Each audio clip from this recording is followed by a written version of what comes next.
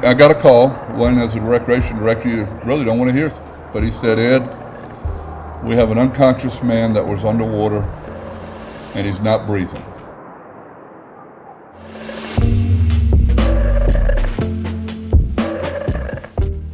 On the stand, surveying the pool, and then all of a sudden, I just heard somebody yell lifeguard. We ran over there, and by the time we got there, Jacob had already pulled him out. And I supported his head and held his airway open while Easton gave breaths and cushioned his head from the ground while Jacob was giving compressions. After about 2 rounds of it, he started breathing again, but he was still a little flushed in the face and wasn't responding yet.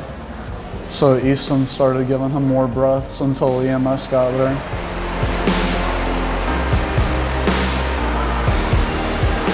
We make 1 to 2 saves a day just pulling people out of the pool. With this, in my 4 years here, I've never had to pull somebody out that was unconscious and wasn't breathing and had no pulse. It was just something completely different. It was like, wow, we actually brought a man back to life today. We helped him get to where he needed to be. I didn't really think I was going to have to do that, but we were trained to do it, and since we were trained to do it, I knew what to do. Honestly, kind of feels unreal. Like, I don't think it's fully sunk in yet that he could have died if we hadn't done what we did.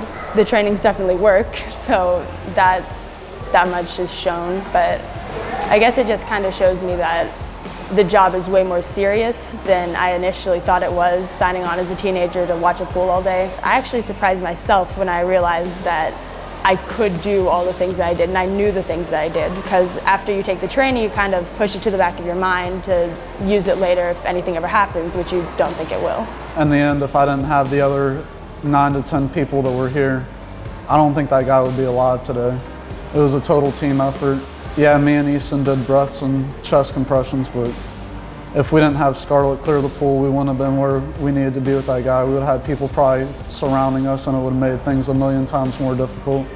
If Katie didn't help me get him out, he might have had a neck or spine injury at that point. It's just, if we didn't have everybody we did, it would have been a completely different story today. Some of the things you had to experience was not the easiest in the world, but you overcame that and you did your job, and you did it as a team. It was just something, it was like an honor. I've never met Marquis Sumney before, so it was just nice to be recognized and know that our work didn't go unnoticed.